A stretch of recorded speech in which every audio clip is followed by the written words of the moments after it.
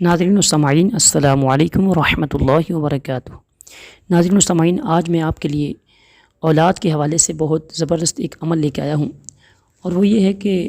بسا اوقات ایسا ہوتا ہے کہ اللہ کے فضل و کرم سے حمل ہو جاتا ہے، حمل ٹھہر جاتا ہے، اور پھر اللہ نہ کرے ایسا ہوتا ہے کہ حمل کی گروتھ نہیں ہو پاتی، حمل ضائع ہو جاتا ہے، تو بہت مسائل ہوتے ہیں، بہت پھر پریشانی ہوتی ہے، اور یہ مسئلہ اتنا زیادہ بڑھ چکا ہے کہ ہر گھر میں کوئی نہ کوئی ایسا مریض لازم ہوتا ہے۔ تو اس کو کور کرنے کے لیے، اس کو ہم 18 بھی کہتے ہیں، 18 کی بیماری بھی کہتے ہیں، تو اس کو کور کرنے کے لیے کہ ہمیں کیا کرنا چاہیے، کیونکہ آج آپ کو پتہ ہے ہر گھر میں جب شادی ہو جاتی ہے تو سب سے پہلی جو خواہش ہوتی ہے وہ یہ ہوتی ہے کہ اللہ تبارک و تعالی ہمیں اولاد سے نواز دے۔ تو سب سے بڑی خواہش بندے کی یہی ہوتی ہے، شادی کے بعد اللہ تبارک و تعالی ہر شادی شدہ جوڑے کو اولاد کی نعمت سے نوازے۔ اللہ تبارک و تعالی یہ میٹھا میوہ ہے، سب کو عطا فرمائے، کیونکہ یہ جس کے پاس ہے وہی اس کی قدر جانتا ہے، اور جس کے پاس نہیں ہے وہ رب تعالیٰ کی بارگاہ میں دعائیں کرتا رہتا ہے اور میڈیسن وغیرہ لیتے رہتے ہیں۔ اللہ پاک ان سب کو، شادی شدہ جوڑوں کو، بہت خوبصورت اور پیاری اولاد عطا فرمائے۔ تو ناظرین سامعین، میں آج آپ کو ایک ایسا عمل دینے والا ہوں، اور اللہ کے فضل و کرم سے یہ عمل بہت مجرب عمل ہے، یعنی آزمایا ہوا عمل ہے، اور میں الحمدللہ یہاں پر وہی عمل آپ کو بتاتا ہوں جو میرے مجرب ہوتے ہیں، جو میرے آزمائے ہوئے ہوتے ہیں، اور اللہ کے فضل و کرم سے وہ جس کو بھی بتایا ہوتا ہے وہاں سے اچھا رسپانس ملا ہوتا ہے۔ تو آج میں آپ سے بھی یہی شیئر کرنے والا ہوں، اور آپ اس کو سماعت فرمائیے، بلکہ کوشش کیا کیجئے کہ جو میں عمل بتاتا ہوں وہ آپ کاپی پینسل اٹھائیے اور لکھ لیا کیجئے، تاکہ آپ جب لکھ لیں گے تو آپ کو یاد رہ سکے گا۔ تو میری وہ بہنیں جو اس پریشانی میں رہتی ہیں کہ حمل ہو جاتا ہے، پھر حمل ضائع ہو جاتا ہے، مس کیریج ہو جاتی ہے، حمل کی گروتھ نہیں ہو پاتی ہے، ڈاکٹر کے پاس جاتے ہیں، چیک اپ ہوتا ہے،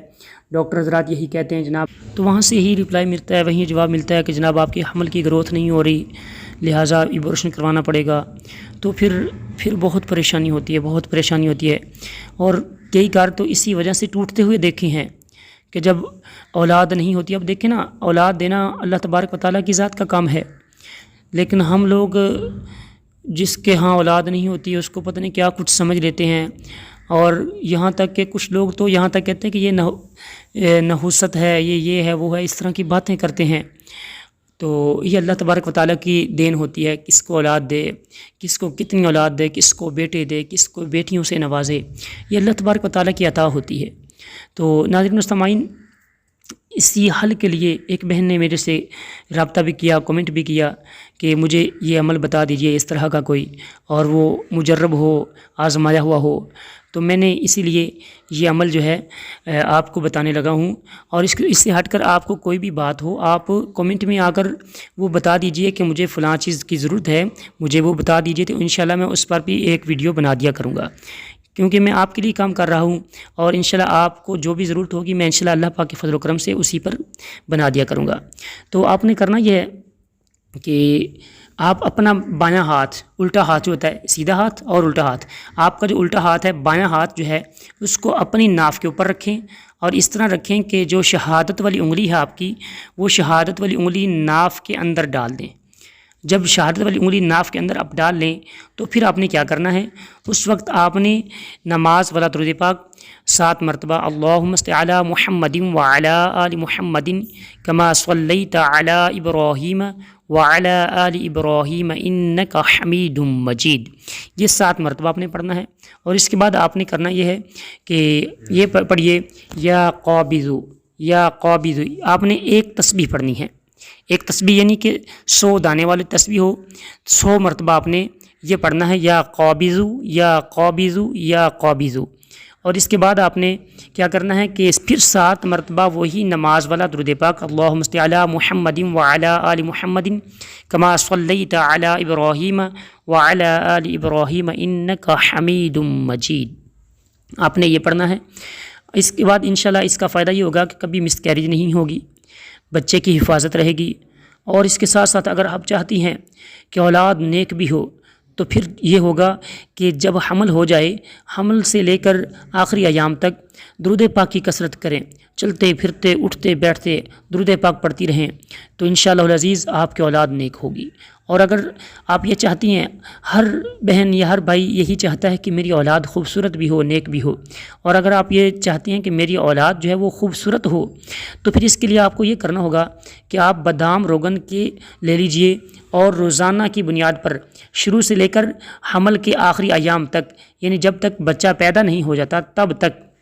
آپ نے یہ عمل کرنا ہے۔ بادام روغن لے لیجئے، روزانہ بادام روغن کے 7 قطرے دودھ میں ڈال کر اس دودھ کو یعنی اس میں مکس کر لیجئے اور اس دودھ کو پی لیا کریں۔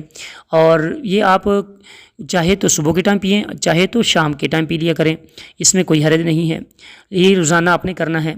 اور یہ 7 سے 21 قطرے بھی آپ دودھ میں ملا سکتی ہیں۔ تو اس کا فائدہ کیا ہوگا؟ اگر حاملہ خواتین یہ روزانہ بادام روغن جو ہے یہ دودھ میں ڈال کر پیتی رہیں گی تو اس کا فائدہ یہ ہوگا، ایک تو فائدہ یہ ہوگا کہ اولاد خوبصورت ہوگی، اور دوسرا فائدہ یہ ہوگا کہ ڈلیوری نارمل ہوگی، یعنی یہ جو بڑا کیس ہے اس سے بچ جائیں گی، آپریشن سے بچ جائیں گی، ڈلیوری نارمل ہوگی، بیٹا ہوگا یا بیٹی ہوگی خوبصورت ہوگی۔ اور دوسرا یہ کچا ناریل جو ہے، کچا ناریل یہ آپ